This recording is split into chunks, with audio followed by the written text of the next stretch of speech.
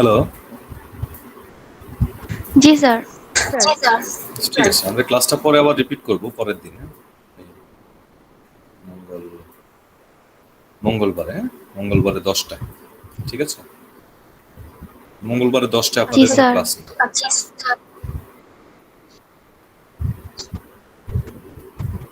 আসলে আমি লিভে থাকলে ক্লাস নেওয়ার কোনো অপশন নাই, বাট চিন্তা করছি যেহেতু ফ্রি আছি তাহলে ক্লাসটা নেওয়া যায় কিনা, সেই জন্য আপনাদের ওপিনিয়ন চাচ্ছিলাম। ঠিক আছে। জি স্যার। এই সামান্য পড়বো, বেশি পড়বো না। নতুন আমরা শুরুর দিকে অল্প অল্প পড়াশোনা করে অল্প পড়বো এবং অল্প এই বেলা বেশি। তাহলে আজকে আমরা শিখবো হলো composition of our body. Normal human বডিতে কি কি ম্যাটেরিয়ালস থাকে এবং কি পরিমাণে থাকে। আমার কথা কি অডিবল, বোঝা যাচ্ছে? জি স্যার। আচ্ছা, আমরা আজকে পড়তে চাচ্ছি হলো chemical composition of a normal man. Normal man বলতে এখানে আমরা একটা জিনিস মনে রাখবা যে আমরা অ্যানাটমি পড়ছি, ফিজিওলজি পড়ছি, বায়োকেমিস্ট্রি পড়ছি, তাই না? তো আমরা যে বলছি যে আমাদের বোনসের কতটুকু লম্বা হবে, বোনস গুলা, তাই না? আমরা এটা বলি না, পড়তেছি তো, অ্যানাটমিতে পড়ছো না? জি ব্লাড স্যার। প্রেশার কেমন থাকবে, নর্মাল ব্লাড প্রেশার 120/80, এগুলো পড়ছো তো নাকি? এখন কার অ্যানাটমি পড়ছো, কার ফিজিওলজি পড়ছো, ডু ইউ নো? তোমরা কি জানো? এখন ছোট একটা আমাদের মানুষের, ছোট একটা বাচ্চা যদি হয়, ছোট্ট একটা বাচ্চা যদি হয়, তার তার যে ব্লাড ভলিউম, আমরা বলি যে শরীরে কি পরিমাণ ব্লাড থাকে, হ্যাঁ, তাহলে 7 থেকে 8 লিটার ব্লাড থাকে। ছোট একটা বাচ্চার ওজনই তো তোমার হলো অনেক সময় 7 কেজি 8 কেজি হয় না, তাহলে তার বডিতেও কি 8 লিটার ব্লাড থাকবে? স্যার আমরা প্রাপ্তবয়স্কদেরটা পড়ি। প্রাপ্তবয়স্ক, ওটার বয়স কত? কত কেজি ওজন? স্যার 15 প্লাস যাদের বয়স তাদের হচ্ছে প্রাপ্তবয়স্ক। 15 প্লাস? I think. আচ্ছা, তাহলে আমরা যাদের ফিজিওলজি অ্যানাটমি পড়ছি তাদের এইজ, তার আমরা যার স্পেসিফিক যাদের ফিজিওলজি পড়ছি ইজ অ্যারাউন্ড 40 ইয়ার্স ওল্ড, যাতে করে পুরোটা কভার করে, এবং হলো ওয়েট অ্যারাউন্ড 65 কেজি। ঠিক আছে, এইরকম একটা স্ট্যান্ডার্ড মানুষের বোনস কেমন হবে, তার ব্লাড প্রেশার কেমন হবে, তার ব্লাডে কি কি ধরনের হরমোন এনজাইম থাকবে, এই সবগুলো আমরা পড়ে থাকি। ক্লিয়ার? তাহলে আমরা যদি একটা অ্যাভারেজ মানুষের কথা চিন্তা করি, is around 65 KG in weight. ঠিক আছে, তাহলে এই বডিতে কি পরিমাণে এবং কত পার্সেন্ট কেমিক্যাল সাবস্টেন্স আমরা পাবো। তাহলে chemical composition of a normal man যদি আমরা চিন্তা করি, তাহলে সেখানে কি কি পাওয়া যেতে পারে। Water is a solvent of life and contribute to more than 60% of the weight. তাহলে একটা হিউম্যান বডির 60% ওয়েটই হলো কি ওয়াটার।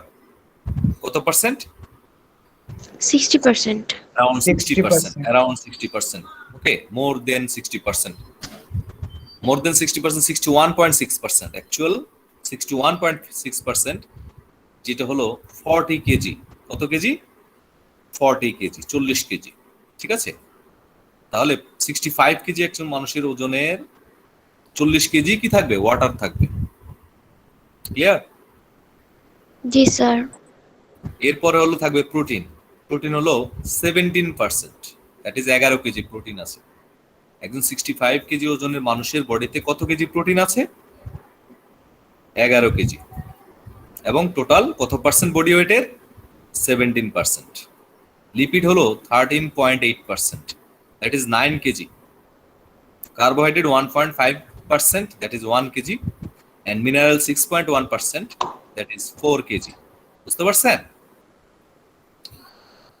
তাহলে chemical composition of a normal man, সেক্ষেত্রে আমরা কি কি বলছি? ওয়াটার কতটুক?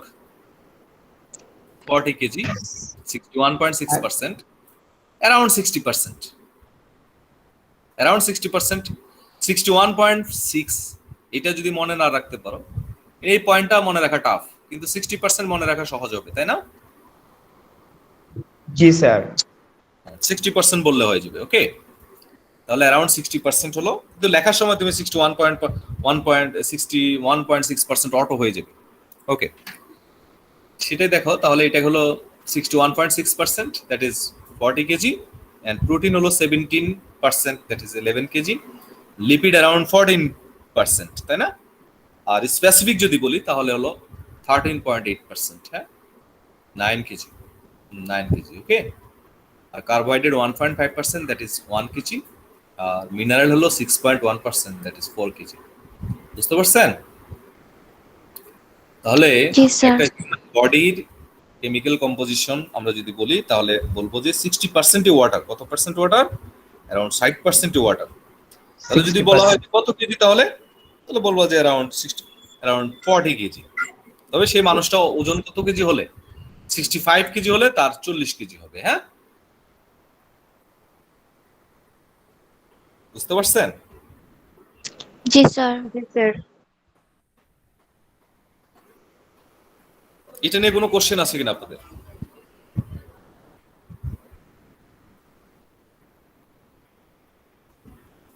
কোনো জি না কোশ্চেন স্যার। আছে? ওকে, থ্যাংক ইউ। নেক্সট হলো আমরা বলবো chemical composition of a cell. Human body তো বুঝতে পারছি, হিউম্যান বডিতে কি কি ম্যাটেরিয়ালস থাকে, কি কি কেমিক্যাল সাবস্টেন্স থাকে, আর একটা সেলের ভিতরে কি কি কেমিক্যাল সাবস্টেন্স আমরা পাই নরমালি।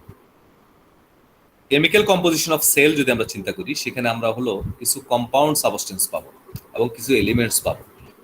কম্পাউন্ড সাবস্টেন্স হতে পারে অর্গানিক কম্পাউন্ডস, হতে পারে ইনঅর্গানিক কম্পাউন্ডস।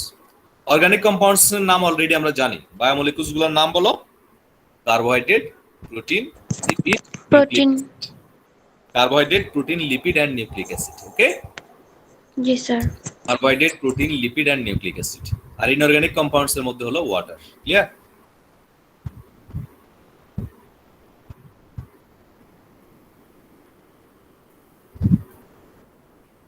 তাহলে আমরা বলছি যে কেমিক্যাল একটা সেলের ভিতরে কম্পাউন্ড সাবস্টেন্স থাকতে পারে আর এলিমেন্টসও থাকতে পারে। ওকে, তো কম্পাউন্ড গুলোকে আবার দুই ভাগে ভাগ করতে পারি। একটা হলো অর্গানিক কম্পাউন্ড আর একটা ইনঅর্গানিক কম্পাউন্ড। ওয়াটার কি অর্গানিক না ইনঅর্গানিক? ইনঅর্গানিক। ইনঅর্গানিক। আর অর্গানিক কম্পাউন্ডস গুলোর নাম বলো। বায়োমলিকুলস গুলোর নামই আমরা বলছি, তাই না? এখানে carbohydrate, protein, protein, lipid and nucleic acid. Okay, nucleus. জি স্যার। মনে থাকবে না? খুবই কমপ্লিকেটেড, খুবই সিম্পল না ব্যাপারটা? জি জি sir. Sir. Very good. Then হলো এলিমেন্টস। আমরা কতগুলো এলিমেন্টস এর কথা চিন্তা করি, সেখানে আছে হলো তোমার essential elements and non essential elements. Essential and non essential, ঠিক আছে? Essential elements and non essential elements. আমরা জাস্ট ক্লাস নিব, এর মধ্যে দুইজন স্টুডেন্ট আছে যারা মানে ব্যাপারটা জানে কিন্তু হলো জয়েন করেন। ওকে, একজন হলো অর্নি, আরেকজনকে বোঝা যাচ্ছে না। স্যার একটু আগে একজন আয়েশা জয়েন্ট করে আবার লেফট নিছে। নো প্রবলেম, ঠিক আছে। আমরা এটা আবার রিপিট করবো। আমরা আপনারা যেহেতু ইন্টারেস্টের জন্য পড়াশোনা করছি। আমার মোবাইলে প্রবলেম ছিল, এই কারণে লিফট চলে গেছে। Okay okay, no problem, no problem, no problem, সেটা সমস্যা না। এমনি বলছি আর কি যে দুইজন কিন্তু জানে যে we are going to conduct class. অনেকে হয়তো জানে না, যার কারণে আসতে পারেনি, বাট দুইজন কিন্তু আসতে পারত। ওকে, নো প্রবলেম। তাহলে এলিমেন্টস গুলোকে আমরা ভাগ করতে পারি। আপনারা চাইলে এখনো কেউ চাইলে লিভ করতে পারেন বা whatever, no problem, there nothing. হ্যাঁ, তো এলিমেন্টস গুলোকে আমরা দুই ভাগে ভাগ করছি। একটা হলো এসেনশিয়াল এলিমেন্টস আর একটা হলো নন এসেনশিয়াল এলিমেন্টস। নাকি non essential, this is trace elements.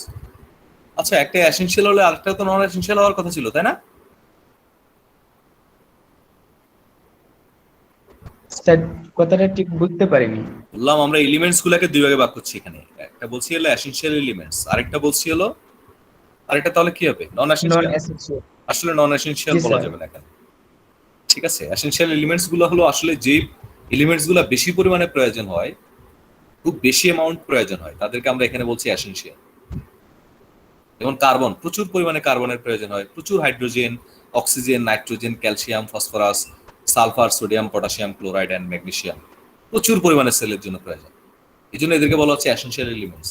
বুঝতে পারছেন? আর জি sir. Copper, iodine and iron এদের পরিমাণ এরা কিন্তু অনেক বেশি এসেনশিয়াল, কিন্তু প্রয়োজন হলো অনেক কম। এই জন্য এদের নাম হলো ট্রেস এলিমেন্টস। ওকে, এটা নন এসেনশিয়াল, ওকে স্যার। এটা হলো ট্রেস। কনসেপ্ট বুঝতে পারছো তো? ওরা হলো বেশি পরিমাণে প্রয়োজন, এই জন্য এদেরকে বলা হচ্ছে এসেনশিয়াল এলিমেন্টস, বেশি অ্যামাউন্ট বেশি। তার মানে এটা থেকে বোঝা যাচ্ছে না যে আমাদের বডিতে সবচেয়ে বেশি পরিমাণে প্রয়োজন কোনটা, কোন এলিমেন্টসের?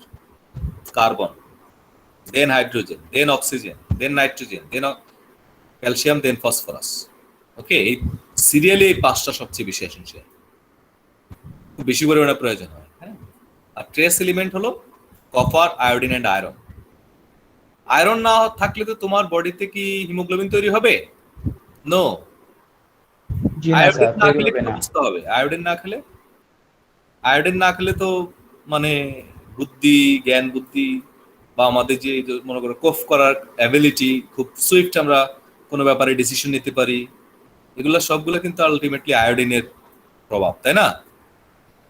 স্যার ওগুলো ড্যামেজ হয়ে যাবে, করতে পারবো না। খুবই প্রয়োজন, খুব বেশি প্রয়োজন আমি মনে করি আয়োডিন, আয়রন, তাই না? তাহলে এদেরকে তো মোর এসেনশিয়াল বলছি না, এদেরকে বলছিল ট্রেস এলিমেন্টস। তাহলে এই এলিমেন্টস গুলোকে আমরা দুই ভাগে ভাগ করছি আসলে রিকোয়ারমেন্টস এর উপর ভিত্তি করে, যে যত বেশি পরিমাণ প্রয়োজন যার তাদেরকে বলি এসেনশিয়াল এলিমেন্টস, আর যাদের পরিমাণ হলো কম পরিমাণ প্রয়োজন তাদেরকে বলি ট্রেস এলিমেন্টস। ক্লিয়ার? জি স্যার। ওকে, তাহলে কপার, আয়োডিন এন্ড আয়রন আর দ্য ট্রেস এলিমেন্টস। এখন এই আয়োডিন আর আয়রন ট্রেস কেন? কারণ যদি বেশি পরিমাণে আপনি ইনটেক করে ফেলেন তাহলে কিন্তু অনেক সমস্যা। দেখো আমরা কিন্তু পানির কলে যে পানির মধ্যে আয়রন বেশি, ওটাকে আমরা খাই, না।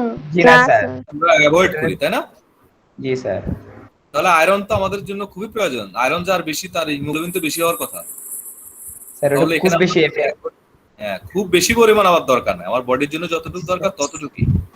এর বেশি পরিমাণ নিলে কিন্তু সেটা টক্সিক হয়ে যাবে। হ্যাঁ, ওই যে টক্সিকোলজি খেয়াল আছে, এটা হলো টক্সিক হয়ে যাবে। হ্যাঁ, তখন আমাদের দেখা যাচ্ছে হাতের চামড়া উঠে যাবে, পায়ের চামড়া উঠে যাবে, শরীরে বিভিন্ন সমস্যা দেখা দিবে। হ্যাঁ, আয়োডিন তো তোমার ক্যান্সারিয়াস ম্যাটেরিয়ালসে পরিণত হয়ে যাবে। হ্যাঁ, যদি বেশি পরিমাণে ইনটেক করি। বুঝতে পারছো? এটা হলো রেডিও অ্যাক্টিভ সাবস্টেন্স, তাই না?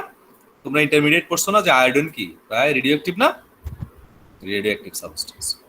কপার অল্প পরিমাণ এসেনশিয়াল, কিন্তু বেশি পরিমাণে হলে কপার পয়জনিং হয়ে যাবে, দ্যাট ইজ ভেরি ডেঞ্জারাস। ওকে, তাহলে আমরা বলছি কেমিক্যাল কম্পোজিশন অফ সেলের মধ্যে দুই ধরনের পার্টিকেলস থাকবে, একটা হলো কম্পাউন্ড আর একটা হলো এলিমেন্টস। ওকে, কম্পাউন্ড গুলা কি? Carbohydrate, protein, lipid and nucleic acid, organic. আর ইনঅর্গানিক হলো ইনঅর্গানিক কম্পাউন্ড কোনগুলা? Only water. আর এলিমেন্টস কে ভাগ করতে পারছি দুই ভাগে, হলো এসেনশিয়াল এলিমেন্টস আর একটা হলো ট্রেস এলিমেন্টস। এসেনশিয়াল এলিমেন্টস কোনগুলা? Carbon, hydrogen, oxygen, nitrogen, calcium, phosphorus, sulphur, sodium, potassium, chloride, magnesium. এটা বেশি পরিমাণে প্রয়োজন, অ্যামাউন্ট কপারের তুলনায় বেশি পরিমাণ প্রয়োজন। মনে কপার, আয়োডিন, জিঙ্কের তুলনায় সবচেয়ে বেশি পরিমাণে প্রয়োজন হলো carbon, hydrogen, oxygen, nitrogen, calcium. বুঝতে পারছো? এই জন্য এদেরকে বলছি আমরা এসেনশিয়াল এলিমেন্টস। আর ট্রেস এলিমেন্টস বলছি যাদের পরিমাণ খুবই অল্প পরিমাণে প্রয়োজন। হ্যাঁ, খুবই অল্প পরিমাণে প্রয়োজন, যেমন copper, iodine and iron. Chemical composition of cell, এই ব্যাপারে কি কোনো মানে কনফিউশন আছে? বুঝতে সমস্যা হয়েছে? না স্যার। সবাই বুঝতে পারছেন? জি স্যার। জি স্যার। জি স্যার। তাহলে আমরা এটা হুবহু যেভাবে আছে আমরা চেষ্টা করব এটা এইভাবে লেখার জন্য আর কি। হ্যাঁ, লিখে ফেললে তাহলে কয়েকবার লিখলে আপনি এটা বলতেও পারবেন। ঠিক আছে? আচ্ছা, এখন আসলে যে আমরা এলিমেন্টস এর কথা বললাম, এলিমেন্টসটা দেখি। 99% of mass weight of human body is made up of just 6 elements. প্রথম যে 6 এলিমেন্টস বললাম না, যে oxygen, carbon, hydrogen, nitrogen, calcium and phosphorus. Carbon, hydrogen, oxygen, nitrogen, calcium and phosphorus. Essential elements এর মধ্যে কি? Carbon, hydrogen, oxygen, nitrogen, calcium and phosphorus, তাই না? তাহলে এই 6টা এলিমেন্টস হলো আমাদের বডির 99% এলিমেন্ট। আমাদের বডির 99% এলিমেন্ট কোনটা? Carbon, oxygen, hydrogen, nitrogen and calcium and phosphorus. প্রথম 6টা নাকি? আর বাকি যা আছে ওরা হলো বাকি কত পার্সেন্ট? তাহলে 1% অনলি, তাই না? 1%। তাহলে তোমাকে যদি জিজ্ঞেস করা হয় আমার বডির সবচেয়ে ইম্পর্টেন্ট এলিমেন্টস এর নাম বলো, এলিমেন্টস গুলোর নাম বলো, তুমি কি প্রথমে কপার, জিঙ্ক, আয়রন এগুলো বলবা, না অক্সিজেন, কার্বন, হাইড্রোজেন এগুলো থেকে শুরু করবা? স্যার কার্বন, হাইড্রোজেন, অক্সিজেন বলবেন। হাইড্রোজেন, অক্সিজেন, হ্যাঁ, কার্বন, হাইড্রোজেন, অক্সিজেন এগুলো থেকে শুরু করব। কত পর্যন্ত থাকবে? আমার ফসফরাস পর্যন্ত থাকবে। আর বাকি পটাশিয়াম থেকে যা আছে, পটাশিয়াম থেকে যা সবগুলো হলো আমাদের 1% অনলি। বুঝতে পারছো? এটা কিন্তু একটা খুবই ভাইটাল সিগন্যাল যে আমাদের বডিতে সবচেয়ে বেশি পরিমাণে এলিমেন্টস হলো oxygen, carbon, hydrogen, nitrogen, calcium and phosphorus. Okay, জি স্যার। Very good. এখানে সিকোয়েন্সিয়াল সাজানো আছে, হ্যাঁ?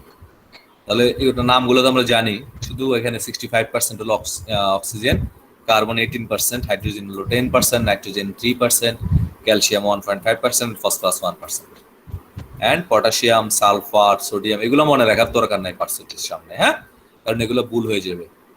বুঝতে পারছো? আমরা এইটা পর্যন্ত মনে রাখতে পারবো, 65, কার্বন 18%, হাইড্রোজেন 10%, নাইট্রোজেন 3%, ক্যালসিয়াম 1.5%, এগুলো মনে রাখা সহজ কিন্তু। বাট পটাশিয়াম 0.35%, ম্যাগনেসিয়াম হলো 0.05%, এটা মনে রাখা একটু টাফ হয়ে যাবে, তাই না? So avoid this percentage, avoid this percentage. Just oxygen, carbon, hydrogen এই তিনটা মনে রাখলেই হবে, হ্যাঁ। নাইট্রোজেনও মনে রাখো 3%, সমস্যা নেই। ক্যালসিয়ামও পারলে মনে রাখো, ফসফরাস 1%, এটা মনে থাকবে। Sodium, potassium, sulphur, magnesium, copper এগুলো কত পার্সেন্ট এটা মনে রাখা মুখস্থ করার দরকার নেই, হ্যাঁ, বুঝতে পারছেন? এই পয়েন্টগুলো মুখস্থ করলে জি আপনার স্যার। লাভ হবে না। বাট আমাদের বডিতে অক্সিজেন 65%, এলিমেন্টস এর মধ্যে 65% অক্সিজেন মনে থাকবে আমাদের, তাই না? তো এইভাবে আমরা একটু ইয়ে করবো আর কি। অপ্রয়োজনীয় জিনিস মুখস্থ করে মানে ব্রেন হ্যামারিং করার দরকার নাই। অনেক জায়গা আছে যেখানে ব্রেন খরচ করতে হবে, হ্যাঁ। তাহলে আমরা অপ্রয়োজনীয় জিনিসগুলো নিয়ে বেশি কি করব না, ইয়ে করবো না, হ্যাঁ? মাথা ব্রেন খরচ করবো না, প্রেশার নিব না। ওকে, আর পার্সেন্টেজ মনে না রাখলে হবে আপাতত আর কি। তুমি যখন আস্তে আস্তে সিনিয়র হবো অটোই তোমার মনে থেকে যাবে। অক্সিজেন 65% এটা এমনি মনে থাকবে। বুঝতে পারছো? আমরা হলো 14 ডিজিটের একটা মোবাইল নাম্বার মনে রাখতে পারি।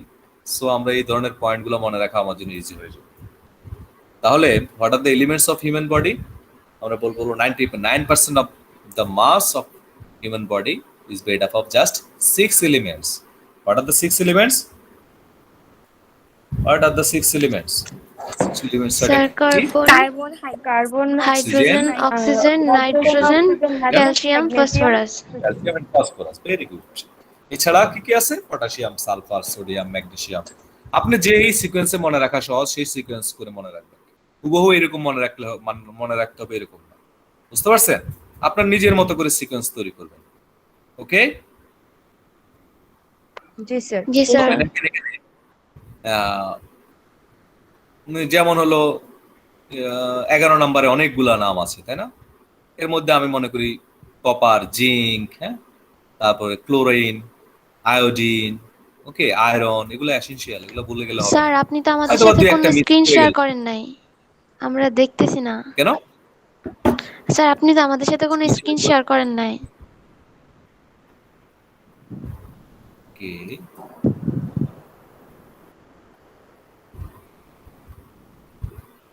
স্ক্রিন শেয়ার করিনি? স্ক্রিন শেয়ার করলে তো আরো জি সহজ না। হয়ে যাবে আমাদের জন্য। আচ্ছা ঠিক আছে, জি স্যার, এতক্ষণ তো ওরাল ডিসকাশন চলছিল। ঠিক আছে, নো প্রবলেম, নো প্রবলেম। আমরা আবার রিভিউ করছি তাহলে শুরু থেকে। Audible is visual to you? দেখা যাচ্ছে? জি স্যার। জি স্যার। ঠিক আছে।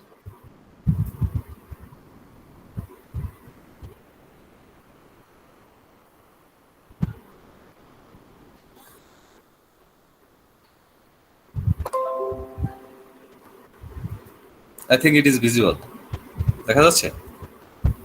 জি স্যার। জি স্যার। ওকে, ঠিক আছে।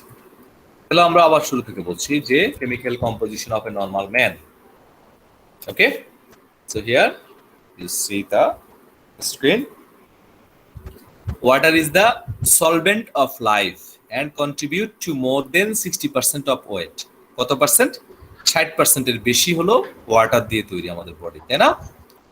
দিস ইজ দ্য ফলোড জি, বাই স্যার। প্রোটিন, এরপরে হলো প্রোটিন, এরপর লিপিড, এরপর কার্বোহাইড্রেট।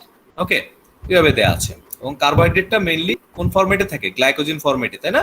আমরা সবাই জানি আমরা আমরা যে রাইস খাই সেটা আমরা কোথা থেকে পাই? প্ল্যান্ট থেকে, তাই না?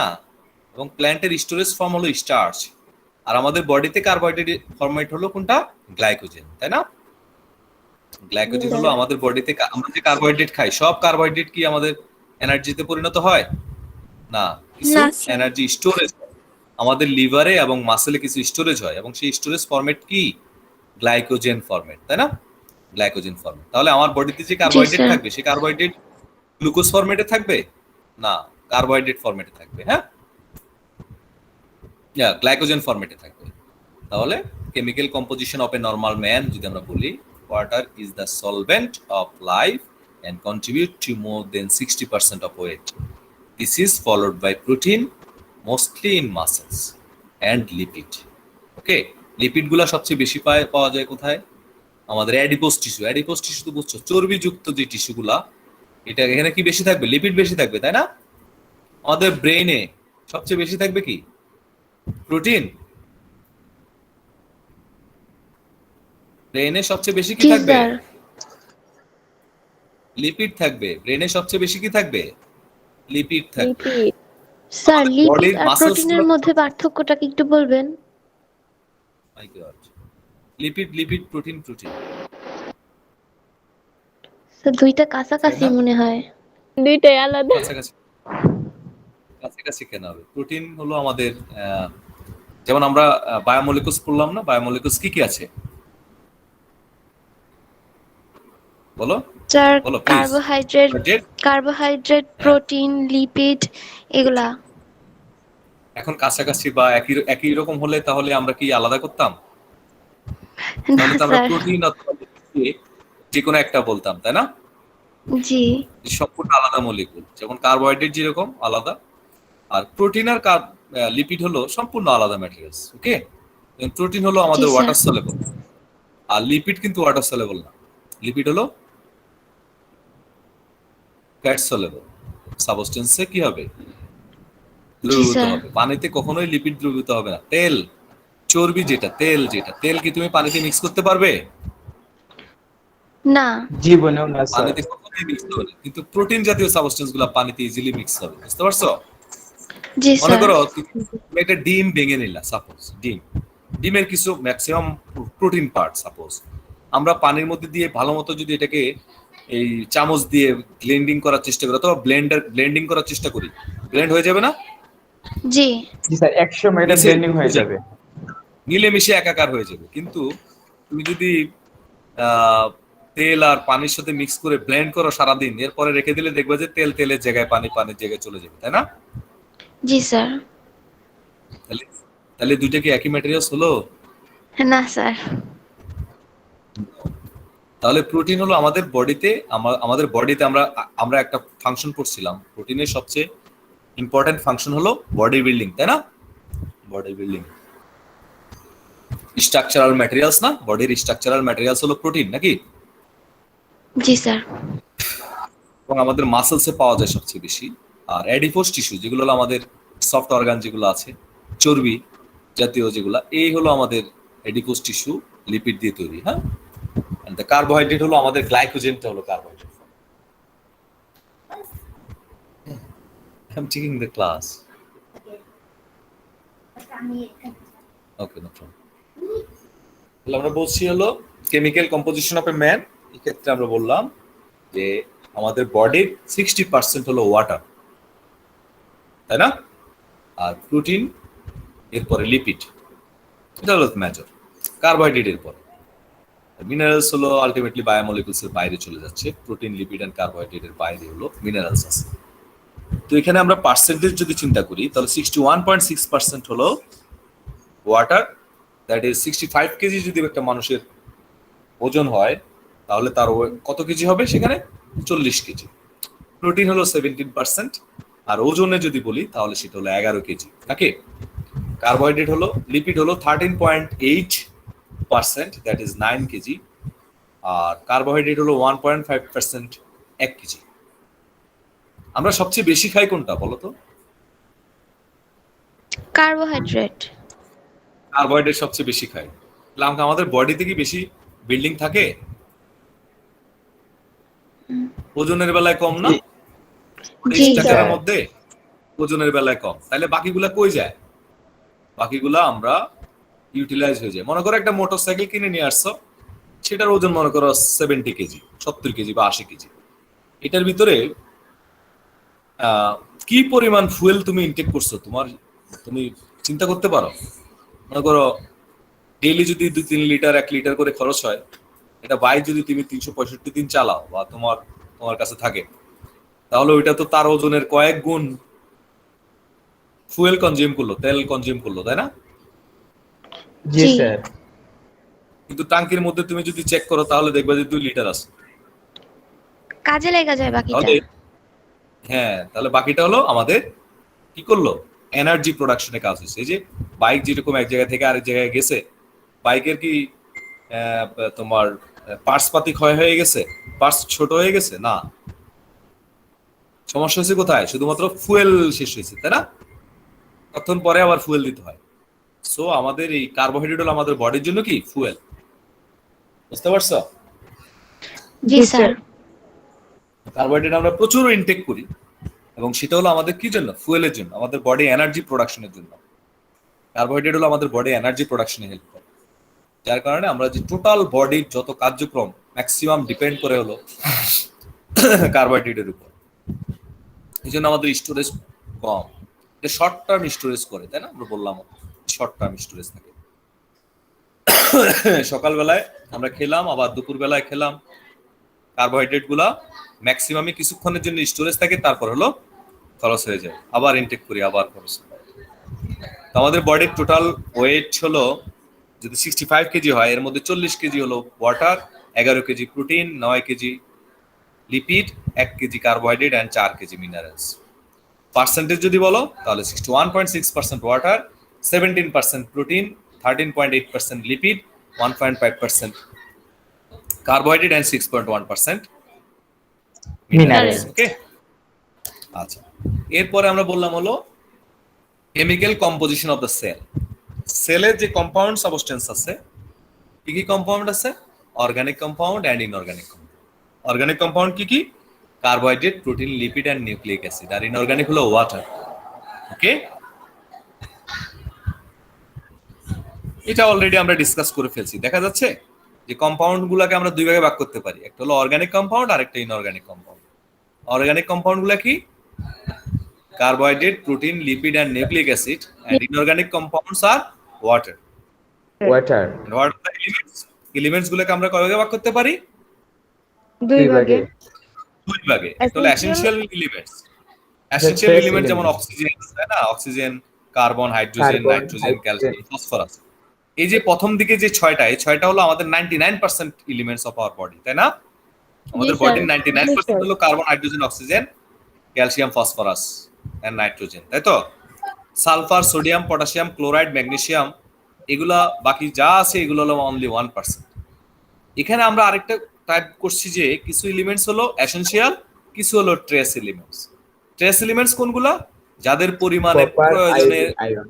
অনেক অল্প পরিমাণে প্রয়োজন হয়, অনেক অল্প পরিমাণে প্রয়োজন হয়, কিন্তু ভাইটাল রোল প্লে করে, বুঝতে পারছো? জি স্যার। বেশি পরিমাণে কনজিউম করলে কিন্তু কি হবে? টক্সিসিটি হবে, তাই না? জি স্যার। আয়োডিন, আয়রন, কপার, এটা আমাদের যদি বেশি পরিমাণে কনজিউম করি তাহলে কি হবে? টক্সিসিটিস ক্রিয়েট হবে। টক্সিসিটি হতে পারে। এজন্য আমরা চেষ্টা করব যেন টক্সিসিটি ডেভেলপ না হয়, এবং অল্প পরিমাণে ইনটেক করতে হবে। আমরা জানি যে আয়োডিন খেলে ব্রেন, বুদ্ধি খুব ভালোভাবে কাজ করে। এই জন্য কি আমরা বেশি পরিমাণে আয়োডিন খেয়ে ফেলবো, তাহলে কি হয়ে যাবে? হিতে টক্সিসিটি, বিপরীত হয়ে যাবে। টক্সিক হয়ে আমরা মানে টক্সিসিটি ডেভেলপ করলে মেবি ডাই, বুঝতে পারছো, মরে যাওয়ার পসিবিলিটি আছে, লাইফ থ্রেটানিং হয়ে দাঁড়াবে। তো সো আমরা আবারও বলছি যে কেমিক্যাল কম্পোজিশন অফ সেলের ক্ষেত্রে আমরা বলি হলো there are compound and elements. Compounds are divided into two types, organic compounds and inorganic compounds. Organic compounds are carbohydrate, protein, lipid and nucleic acid, and inorganic compounds are water. And elements, two types of elements, they are essential and not trace elements. What are the essential elements? Carbon, hydrogen, oxygen, nitrogen, calcium, phosphorus, sulfur, sodium, potassium, chloride, magnesium. And trace elements are copper, iodine and iron. Okay? জি sir. জি sir. Then আমরা বলছিলাম হলো আমাদের বডিতে যে elements গুলো আছে 99% এলিমেন্টস হলো আমাদের only 6 elements. What are the 6? What are those 6 elements? Are oxygen, carbon, hydrogen, nitrogen, calcium and phosphorus. 65% elements হলো oxygen, carbon 18%, then 10%, hydrogen, calcium Nitrogen. 1.5%, phosphorus 1%। এছাড়াও আমাদের sodium, potassium, sulphur, magnesium, copper, zinc, selenium, molybdenum, chlorine, chlorine, iodine, manganese, cobalt, iodine, iron, lithium, aluminium, selenium, lead, vanadium, arsenic, bromide, bromine, এগুলো হলো আমাদের trace elements, বুঝতে পারছো? তো আমরা elements এর কথা বললাম যে 99% এলিমেন্ট হলো আমাদের বডিতে, আমরা তো বললামই অনেকগুলো এলিমেন্টস আছে। এলিমেন্টস গুলো কয় ভাগে ভাগ করা যায়? দুই ভাগে। এসেনশিয়াল এলিমেন্টস, এসেনশিয়াল এলিমেন্টস এর মধ্যে এলিমেন্টস এর প্রথম 6টাই হলো আমাদের 99% Essential elements of the body, জি আর স্যার। বাকিগুলো হলো 1%। তা we will try to memorize, okay? আমরা একটু মনে রাখার চেষ্টা করব। জি স্যার। আর পয়েন্টের কথা বলছি যে তোমার প্রথম 6টাই শুধুমাত্র মনে রাখলে হবে, বাকি কোনো পয়েন্ট ইগনোর করলেও হবে, বুঝতে পারছেন? আচ্ছা, জি আজকে স্যার। আমরা কিছু ফাংশন বলি। Elements carbon, hydrogen, oxygen, nitrogen, এগুলো হলো আমাদের ভাইটাল 4টা বায়োমলিকুলস। কি বলো? Carbohydrate, protein, lipid and nucleic acid, তাই না? Carbohydrate, protein, lipid and nucleic acid, এটাই তো মেজর 4 বায়োমলিকুলস। জি স্যার। জি স্যার। এই মেজর 4 বায়োমলিকুল সিনথেসিসের জন্য আমার লাগবে হলো carbon, hydrogen, oxygen and nitrogen. Nitrogen. Hydrocarbon যেহেতু ultimately carbon, hydrogen, oxygen, nitrogen are made up of কি? এগুলো দিয়ে কি তৈরি হবে? Carbohydrate, protein, lipids, nucleic acid, okay? আর সালফার হলো আমাদের প্রোটিনের জন্য একটা এসেনশিয়াল কম্পোনেন্ট, প্রোটিনের জন্য একটা কম্পোনেন্ট হিসেবে কাজ করে সালফার, বুঝতে পারছো? সালফার হলো আমাদের প্রোটিনের একটা কম্পোনেন্ট, হ্যাঁ, খেয়াল থাকবে। জি জি স্যার। স্যার। জি স্যার। মনে করো চুল কিন্তু এক ধরনের প্রোটিন আছে, জানো? চুলের মধ্যে জানো না? জি স্যার। জি keratin sir. Protein, keratin protein, হ্যাঁ, ক্যারাটিন। এখন কারো কারো কি চুল দেখো যে মানে কোকড়ানো চুল দেখছো? কারো কারো আছে? তোমাদের কারো আছে না? স্যার আমার দেখছি স্যার। এই তোমার চুলগুলো কেন কোকড়ানো কেন? হোয়াই? জানো? এটার মধ্যে ডাইসালফাইড বন্ড আছে। কি আছে? সালফার সালফার বন্ড আছে, এগুলা ডাইসালফাইড বন্ড। হ্যাঁ, কি বন্ড? ডাইসালফাইড। তাহলে যাদের চুলের মধ্যে দেখবা যে হলো এরকম কোকড়ানো, তারা বুঝতে হবে যে এটা কিসের কারণে হচ্ছে? ডাইসালফাইড বন্ডের কারণে। ডাইসালফাইড। এখন ওখানে যদি হ্যাঁ, এখানে আমরা যদি হিট অ্যাপ্লাই করি অথবা 8 মোলার ইউরিয়া সাবস্টেন্স অ্যাপ্লাই করি, তাহলে দেখা যাচ্ছে এই ডাইসালফাইড বন্ডগুলো আর থাকবে না, ব্রেকডাউন হবে। হ্যাঁ, ব্রেকডাউন হয়ে গেলে চুল কেমন হয়ে যাবে? সোজা। স্ট্রেট হয়ে যাবে, সোজা হয়ে যাবে। এই জন্য হলো তোমরা যখন ওই বিউটি পার্লারে যাও, তখন চুলের মধ্যে 8 মোলার ইউরিয়া সাবস্টেন্স ইউজ করে এবং হিট অ্যাপ্লাই করে, তাই না? একদম সোজা করে দেয়। ওটাকে বলে আলটিমেটলি সোজা step কিভাবে হয়ে হচ্ছে? আসছে। ডাইসালফাইড বন্ডগুলোকে ব্রেক ডাউন করে দিচ্ছে, বুঝতে পারছো? জি স্যার।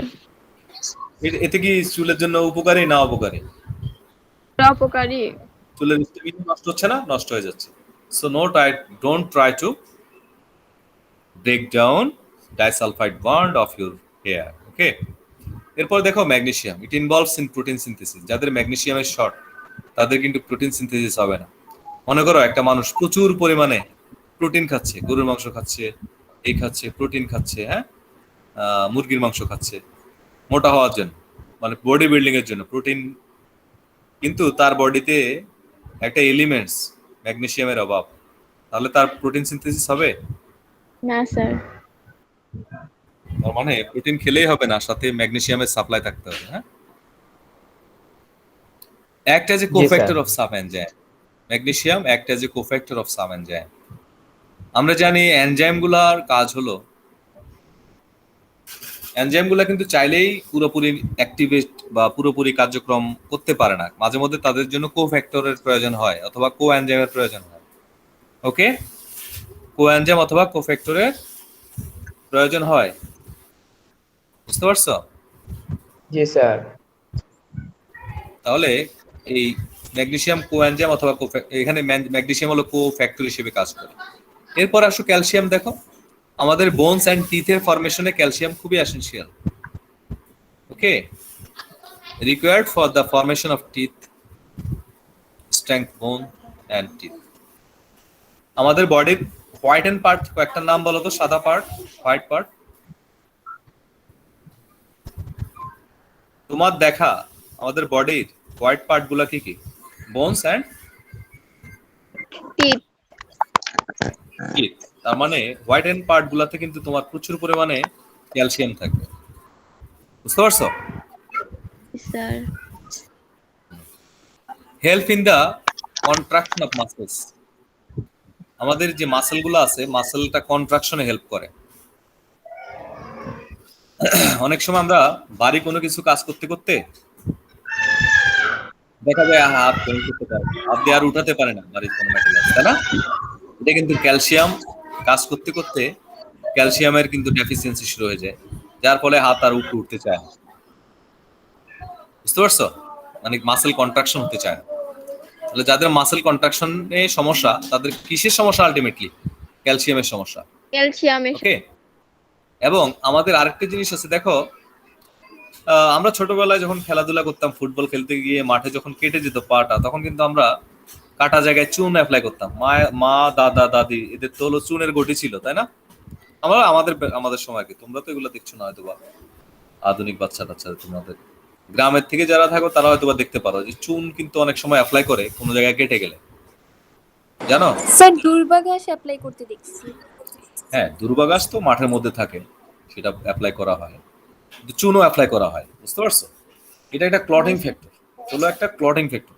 আমাদের ব্লাডের ক্লটিং ফ্যাক্টর গুলো, অনেকগুলো ক্লটিং ফ্যাক্টর আছে, এর মধ্যে 4 নাম্বার ক্লটিং ফ্যাক্টরটা হলো ক্যালসিয়াম, বুঝতে পারছো? কিন্তু এই দাদা জি দাদি স্যার। প্রাচীন কালের, আগের কালের মানুষ কিন্তু এই চুন অ্যাপ্লাই করতো কোনো জায়গায় কেটে গেলে, কিন্তু কেন অ্যাপ্লাই করতো জানতো না অ্যাকচুয়ালি। তারা তো মনে করে যে এমনি কাটা গেলে দিতে হয়, দিলে তাড়াতাড়ি রক্ত বন্ধ হয়। Actually it is the clotting factor, মানে ক্লট হতে সহযোগিতা করবে। এরপরে সায়েন্টিস্ট, আমরা যারা পড়াশোনা করছি, আমরা দেখছি যে ক্যালসিয়াম হলো স্যার ব্লাডের ক্লট মানে কি? জমাট বাঁধা? জমাট বাঁধা, রক্ত জমাট বাঁধা। আমরা কোনো জায়গায় কেটে গেলে ব্লাড তো বেরোতেই থাকে, কিন্তু একটা সময় পরে কি ব্লাড বন্ধ হয়ে যায় না? জি। জি স্যার। একটা নির্দিষ্ট সময় পরে ব্লাড বন্ধ হয়ে যায়। This is due to coagulation. Okay, coagulation. এবং এটা করার জন্য, কোয়াগুলেশন করার জন্য ক্লটিং ফ্যাক্টর কাজ করে। তাহলে ক্যালসিয়াম একটা ক্লটিং ফ্যাক্টর। হ্যাঁ, 4 number clotting factor calcium. Iron কি কাজে ব্যবহার করে? আয়রন কি কাজ করে? আয়রনের মেইন কাজ হলো involve in the synthesis of haemoglobin. Haemoglobin সিনথেসিসে হেল্প করে আয়রন, হিমোগ্লোবিন সিনথেসিসে হেল্প করে এবং রেসপিরেটরি এনজাইম সিনথেসিসে হেল্প করে। ওকে, আমরা তো জানি আয়রন, আয়রন খুবই ইম্পর্টেন্ট একটা এলিমেন্টস, তাই না? আয়রন ডেফিসিয়েন্সি হলে আমাদের এনিমিয়া হয়ে যাবে, তাই না? জি স্যার। তাহলে আয়রনের মেইন কাজ হলো হিমোগ্লোবিন সিনথেসিস এবং রেসপিরেটরি এনজাইম সিনথেসিস। সোডিয়াম হলো আমাদের অসমোটিক প্রেসার মেইনটেইন করে এন্ড নার্ভ ইম্পালস ট্রান্সমিট করে সোডিয়াম। স্যার তাহলে সেজন্য পলিসাইথেমিয়া কি আয়রন বেশি হলে হয়? হ্যাঁ, আয়রন বেশি হলে হতে পারে। আয়রন বেশি হলে তো আয়রন ডেফিসিয়েন্সি টক্সিসিটি হয়ে যাবে। পলিসাইথেমিয়া বিভিন্ন কারণ হতে পারে, শুধুমাত্র হিমোগ্লোবিন না। পলিসাইথেমিয়া কখন বলা হয়? যখন পুরা সেলের অ্যামাউন্ট বেড়ে যায়। না শুধু হিমোগ্লোবিন বাড়লে আমরা বলি পলিসাইথেমিয়া। শুধু হিমোগ্লোবিন বাড়লে কি পলিসাইথেমিয়া বলা হয়? আরবিসি বাড়লে? আরবিসি বাড়লেই পলিসাইথেমিয়া বলা হয়। ওকে, আরবিসি সংখ্যা বাড়লে, আরবিসি ফরমেশনে কি শুধু আয়রন রেসপন্সিবল? না। না, iron responsible for haemoglobin synthesis. বুঝতে পারছো? তোমার বডিতে মনে করো অনেকগুলা সেল আছে কিন্তু হিমোগ্লোবিনের পরিমাণ কম, হতে পারে না? ঠিক আছে বাবা, আসতেছে, তুমি ওই ইয়ের ভিতরে বাবা। আচ্ছা, তাহলে আমরা বলছি সোডিয়াম হলো আমাদের নার্ভ ট্রান্সমিটে হেল্প করছে এবং হলো অসমোটিক প্রেসার মেনটেন করছে। পটাশিয়ামও একই, আমাদের muscle contraction and transmission of nerve impulse. Chloride হলো, দেখো আমাদের হাইড্রোক্লোরিক অ্যাসিড আছে স্টোমাকে। কি অ্যাসিড আছে? Hydrochloric acid. এখন ক্লোরিন ছাড়া হাইড্রোক্লোরিক অ্যাসিড ফরমেশন সম্ভব? না। জি না। তার মানে হলো ক্লোরিনের কাজ হলো synthesis of hydrochloric acid by the gastric gland in the stomach. আমাদের স্টোমাকে হাইড্রোক্লোরিক অ্যাসিড ফরমেশনের জন্য ক্লোরিন হেল্প করে। আরেকটা হলো ফসফরাস, আমাদের বোনস অ্যান্ড টিথ এগুলার স্ট্রেংথ ফরমেশনের জন্য হেল্প করে। তারপর হলো help in the contraction of muscles. ATP, তোমরা কি এটিপি সম্পর্কে জানো? নাম শুনছো? জি স্যার। অ্যাডেনোসিন ট্রাইফসফেট, তাই না? এটা হলো স্যার। আমি যে কথা বলছি, কথা বলার এই এনার্জিটা আমি পাচ্ছি কোথা থেকে? এটিপি থেকে। হ্যাঁ, এই কথা বলছি, আমার সেল মেমব্রেনের ভিতরে বিভিন্ন পার্টিকেলস কাজ করছে, এক্সচেঞ্জ হচ্ছে, এটিপি ব্রেকডাউন হচ্ছে। এখন এটিপিটা ফরমেশন, পি ছাড়া কি এটিপি সম্ভব? না স্যার। তার মানে আমাদের এটিপি ফরমেশনের জন্য ফসফরাস দরকার, তাই না? জি sir. Okay, an essential component of nucleic acid, definitely. Phosphate group, আমরা জানি আমাদের ডিএনএ এন্ড আরএনএ তৈরির জন্য ফসফেট গ্রুপ প্রয়োজন। আর ফসফেট গ্রুপ ফসফরাস ছাড়া কি সম্ভব? সম্ভব না। PO4, পি ছাড়া কি সম্ভব এটা তৈরি হওয়া? সম্ভব। জি না স্যার। Okay, তার মানে essential component of nucleic acid. এখানে দেখো carbohydrate, lipid, protein, nucleic acid and water, খুবই সিম্পল। এগুলো আমরা অল্পতেই পড়ছি আর কি, যে প্রাইমারি সোর্স অফ এনার্জি হলো কার্বোহাইড্রেট, তাই না? স্যার, বোন আর বা টিথের মধ্যে যদি ফাটল দেখা দেয় তখন কি ক্যালসিয়াম ফসফরাস দুটোটারই অভাব? হ্যাঁ, ডেফিনেটলি ক্যালসিয়ামের অভাব, ফসফরাসের অভাব। ওকে, বেসিক্যালি ওই দুইটা ট্যাবলেট খাবার খেলে তারপর ঠিক হয়ে যাবে? হ্যাঁ ডেফিনেটলি। তো শুধুমাত্র ট্যাবলেট খেলে না, তার যদি যারা হলো ক্যালসিয়াম রিচ ফুড গুলা কনজিউম করে তাদের দেখা যাচ্ছে দাঁতটা অনেক ভালো থাকে। বুঝতে পারছো? আচ্ছা আচ্ছা। আর যদি ডেফিসিয়েন্সি হয় নিউট্রিশনাল, তাহলে তো তাকে একদম ডিরেক্ট ট্যাবলেট ফর্মেই খেতে হবে। কিন্তু আমরা যদি আমাদের দাঁত ভালো রাখতে চাই তাহলে আমরা ক্যালসিয়াম রিচ ফুড খেলেই হবে। আমাদের তো আর ওইরকম ভিজুয়াল ডেফিসিয়েন্সি নাই। আর যাদের ডেফিসিয়েন্সি আছে, ভিজুয়াল ডেফিসিয়েন্সি আছে, তাদের ইনটেক করা উচিত ট্যাবলেট ফর্মে। হ্যাঁ, কার্বোহাইড্রেট হলো primary source of energy, lipid হলো আমাদের source of energy and provide physical protection. আমাদের বডির মাসেল, আমাদের বডির চারপাশে স্কিনের নিচে কিন্তু একটা সাদা লেয়ার আছে, জানো? হোয়াইট লেয়ারটা হলো লিপিডের তৈরি, যার ফলে আমাদের টেম্পারেচারটা কিন্তু ভালো থাকে। বডির ভিতরে টেম্পারেচার 37 ডিগ্রি থাকে, বাইরে ঠান্ডা হোক আর অথবা গরম হোক। বুঝতে পারছো? কারণ হলো আমাদের এই থার্মাল লেয়ার প্রোটেকশন দিচ্ছে হলো lipid. Major constituent of plasma membrane, আমাদের সেল মেমব্রেন কি দিয়ে তৈরি? লিপিড, বাইলেয়ার এন্ড প্রোটিন, তাই না? তার মানে লিপিড এখানে অনেক ভাইটাল।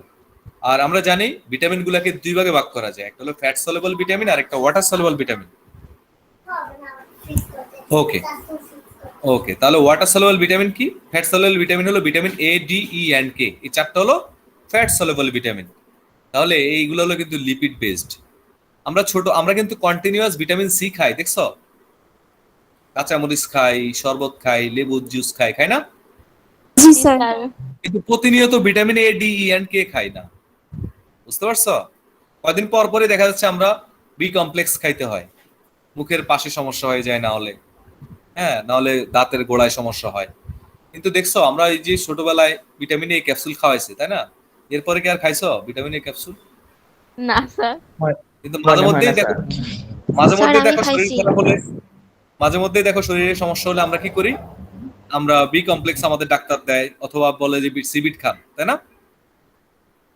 তার মানে vitamin C and B complex হলো ওয়াটার সলেবল, যার কারণে এটা ইউরিনের সাথে বের হয়ে যায়, বুঝতে পারছো? আর vitamin A, D, E and K, এই চারটা ভিটামিন আমাদের বডিতে স্টোরেজ থাকে অনেক দিন পর্যন্ত, হ্যাঁ, কারণ এটা লিপিড বেসড। ওকে, নেক্সট হলো প্রোটিন। প্রোটিন হলো আমাদের গ্রোথের জন্য অনেক প্রয়োজন, অ্যান্ড এনজাইম, অ্যান্টিবডি, হরমোন সবগুলাই হলো প্রোটিন দিয়ে তৈরি। আমাদের সেলের ফরমেশন বা সেলের স্ট্রাকচারাল কম্পোনেন্ট হিসেবে প্রোটিন কাজ করছে। অ্যান্ড প্লাজমা মেমব্রেনেও আমরা জানি লিপিড, বাইলেয়ার অ্যান্ড প্রোটিন দিয়ে আমার সেল মেমব্রেন তৈরি। তাহলে লিপিডের বাইলেয়ার অ্যান্ড প্রোটিন, প্রোটিন হলো important component of plasma membrane. আর হিমোগ্লোবিন সিনথেসিসের জন্য আমাদের প্রোটিন লাগে। আমরা জানি আমাদের হিমোগ্লোবিনের মধ্যে 4টা চেইন আছে প্রোটিনের। কয়টা চেইন?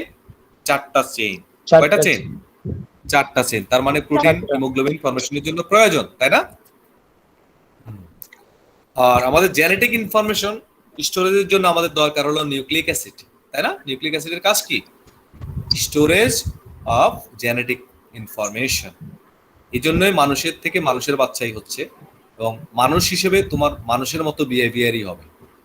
ওকে, কারণ তোমার বডিতে মানুষেরই নিউক্লিক অ্যাসিড আছে। ওয়াটার, ওয়াটার হলো আমরা জানি যে আমাদের একটা ট্রান্সপোর্ট মিডিয়াম, এবং বায়োকেমিক্যাল রিঅ্যাকশনের জন্য ওয়াটারের প্রয়োজন হয়। এটা সলভেন্ট হিসেবে কাজ করে, আমাদের অসমোটিক ব্যালেন্স মেনটেন করে। এই জন্য ডায়রিয়া হলে আমরা কিন্তু বেশি বেশি পানি শূন্যতা দেখা দেয়, এবং আমাদের কি করতে হয়? Water based sodium potassium chloride খেতে হয়, পানির সাথে মিক্স করে খেতে হয়। Okay, provide transport support to the structure of the cell, এবং আমাদের সেলের স্ট্রাকচার প্রদানের জন্য এবং সাপোর্টের জন্য ওয়াটারের প্রয়োজন। Moisture to the respiratory surface, আমাদের যে রেসপিরেটরি সারফেস আছে, আমরা যে নিঃশ্বাস নিচ্ছি, সেই রেসপিরেটরি সারফেসে প্রচুর পরিমাণে অক্সিজেন, ওয়াটারের প্রয়োজন হয়। তা নাহলে সেখানে টেম্পারেচারের কারণে বার্ন হয়ে যেত, ওয়াটারের কারণে সেখানে বার্নিংটা হচ্ছে না। মেনটেন দ্য বডি টেম্পারেচার, আমাদের শরীর যদি দৌড়াদৌড়ি করলে অথবা না খেলে কিন্তু শরীরটা হট থাকে, আমরা পানি খেলে আসতে টেম্পারেচারটা কোল্ড ফিল হয়, তাই না? এবং এটা লুব্রিকেশনের জন্য কাজ করে, মানে পিচ্ছিলতা প্রদান করে আমাদের বডি মুভমেন্টের কাজ। That's are the functions of water. এগুলো তোমরা একটু স্টাডি করলেই বুঝতে পারবা, এবং ইজি আমার কাছে মনে হয়। আর লেকচার যদি কোনো কিছু না বুঝো, তাহলে আমাদের এখানে নক করো যে আমি এটা বুঝিনি, এই টপিকটা বুঝিনি। হ্যাঁ, বুঝতে পারছো?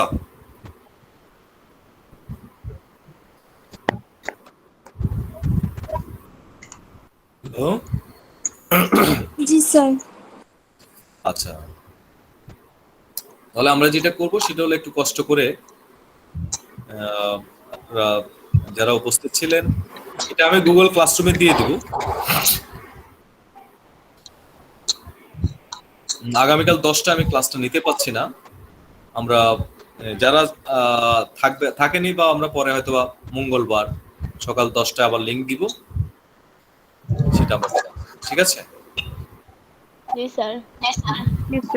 আমরা কিন্তু এখানে দেখছি হলো 9 students C the link, but join করছে হলো অনলি 6। স্যার আমার একটা কোশ্চেন ছিল। জি বলেন। স্যার কিছু ভিটামিন আছে যারা প্রিজারভেটিভ রূপে কাজ করে, এখন ভিটামিন কিভাবে প্রিজারভেটিভ রূপে কাজ করতে পারে? Natural preservative. আচ্ছা, হলো অ্যান্টিঅক্সিডেন্ট, অ্যান্টিঅক্সিডেন্ট হিসেবে কাজ করে ভিটামিন ই। ভিটামিন ই হলো অ্যান্টিঅক্সিডেন্ট হিসেবে কাজ করে। ওকে, মেনলি হলো যদি আমার কোনো খাবার নষ্ট হওয়ার মেইন কারণ হলো, অক্সিডেশন। যেমন হলো আমরা যদি ইয়ের কথা চিন্তা করি, প্লিজ মিউট করেন। আয়েশা সুলতানা মিউট করেন। হ্যাঁ, আমরা বলছি হলো র্যানসিডিটি একটা ব্যাপার আছে, এটা ক্লিয়ার হবে। আফসান প্লিজ। আমরা বলছি হলো একটা পাউরুটি যদি বাজার থেকে কিনে নিয়ে আসেন, ওকে, টেবিলের উপর রেখে দিলেন, 2 পিস খেলেন, পরের দিন বা 2 দিন পরে ওইটার ফ্লেভার চেঞ্জ হবে না? ডেফিনেটলি চেঞ্জ হবে স্যার। আচ্ছা, মনে করেন আপনার নাক বন্ধ আছে, আপনি ফ্লেভার পেলেন না, আপনি মুখে দিলেও টেস্ট মনে হবে না যে উল্টাপাল্টা টেস্ট হচ্ছে? হ্যাঁ, তাহলে ফ্লেভার এবং অর্ডার দুইটাই চেঞ্জ হচ্ছে কি কারণে? অক্সিজেন এটা হলো রেনসিডিটি বলি আমরা এখানে, রেনসিডিটির কারণে। কারণ এখানে যে লিপিডটা ব্যবহার হয়েছে সেই লিপিডটা অক্সিডেশনের কারণে সেখানে ফ্রি ফ্যাটি অ্যাসিড তৈরি হয়েছে, যার কারণে এই অড ফ্লেভার এবং হলো অড টেস্ট হয়ে গেছে। বুঝতে পারছো? বিটার টেস্ট হয়ে গেছে অথবা খারাপ টেস্ট হয়ে গেছে এবং ফ্লেভারটাও নষ্ট হয়ে গেছে। এটাই হলো আমাদের একটা ভাইটাল ফ্যাক্ট, যে আমরা যদি অ্যান্টিঅক্সিডেন্ট কোনোটা অ্যাপ্লাই করতে পারি তাহলে আর অক্সিডেশন হবে না, অক্সিডেশনকে বাধা দিবে না, নামই তো অ্যান্টিঅক্সিডেন্ট। তাহলে কি করবে? জি স্যার। অক্সিডেশনে বাধা দিবে। এখন আমরা যদি ভিটামিন ই অ্যাপ্লাই করি, ভিটামিন ই হলো আমাদের অ্যান্টিঅক্সিডেন্ট হিসেবে কাজ করে। তাহলে আমি যদি এই যে পাউরুটিটা বানানোর সময় নর্মাল ফ্যাট ইউজ না করে আমি যদি ভিটামিন ই যুক্ত ফ্যাট ইউজ করি, তাহলে এই রুটি নষ্ট হয়ে যাবে কিন্তু সময়টা একটু বেশি লাগবে। তাহলে এটা প্রিজারভেটিভ হিসেবে কাজ করলো না? জি স্যার। তুমি কি কোশ্চেনের অ্যান্সার পাইছো? কোশ্চেনটা কাজ ছিল? আমার ছিল। কোশ্চেনের অ্যান্সার পাইছেন? হ্যাঁ স্যার। ক্লিয়ার? আর কোনো কিছু লাগবে? আর কিছু? আর কারো কোনো না, কোশ্চেন? স্যার লিপিড সম্পর্কে আমার একটা কোয়েশ্চেন ছিল। প্লিজ। স্যার আপনি বললেন যে লিপিড যে আমাদের সাদা লেয়ারটা থাকে ওইটা দিয়ে আমাদের টেম্পারেচার ব্যালেন্স করে, আই মিন ভিতরের টেম্পারেচারটা নর্মাল থাকে। তো যখন আমাদের জ্বর হয় বা টেম্পারেচারটা বেড়ে যায়, আমরা জ্বর অনুভব করি, তখন কি ওই ভিতরের টেম্পারেচারটা সেম থাকে 37 ডিগ্রি? কেন? তখন তো আমাদের বডির ইন্টারনাল টেম্পারেচার ইনক্রিজের কারণেই তো আমাদের বডি টেম্পারেচারটা বাড়ছে। Pathological condition, that is pathology, তাই না? জি আমার স্যার। শরীর এখন যে অবস্থা আছে, আমার বডির ইন্টারনাল টেম্পারেচার 37 ডিগ্রি সেন্টিগ্রেড। এখন শীতকালে কি আমার বডির টেম্পারেচারটা কি 37 থাকবে না? ডেফিনেটলি থাকবে। জি স্যার অবশ্যই। কিন্তু যদি জ্বর হয়, জ্বর আমাদের কোনো একটা সিমটম হচ্ছে, আমার বডিতে হয়তো বা ইন্টারনাল কোনো মাইক্রো অর্গানিজমের ইনফেকশনের কারণে অথবা কোনো বডির ফাংশনাল ম্যাল ফাংশনের কারণে হচ্ছে, তাহলে সেক্ষেত্রে তো বডির ইন্টারনাল টেম্পারেচার চেঞ্জ হওয়ার কারণেই তো আমি খারাপ ফিল করব বা জ্বর ফিল করব। আর যদি আমার বডির টেম্পারেচার চেঞ্জ না হয় তাহলে তো আমি জ্বর ফিল করতাম না। আচ্ছা বুঝতে পারছি স্যার। নরমাল এটা হলো একটা ফ্লাক্স, যদি চিন্তা করেন, ফ্লাক্স বুঝেন? জি স্যার। একটা ফ্লাক্সের মাঝখানে কিন্তু ফাঁকা জায়গা থাকে, ওই ফাঁকা জায়গা থাকার কারণে এবং কি থাকে, থার্মোস্ট্যাট ব্যারিয়ার থাকে, তাই না? থার্মাল ব্যারিয়ার, যার ফলে জি, স্যার। ভিতরে টেম্পারেচারটা আপ ডাউন করতে পারে না, দেখেই তো এই ইয়ে থাকে আর কি, নাকি? সেম থাকে টেম্পারেচার ঠিক টেম্পারেচারটা। থাকে। তো আমাদের বডিতেও এই থার্মোস্ট্যাটিক লেয়ার হিসেবে কাজ করে হলো লিপিড। হ্যাঁ, লিপিড। জি স্যার বুঝতে পারছি। Thank you sir. ওকে।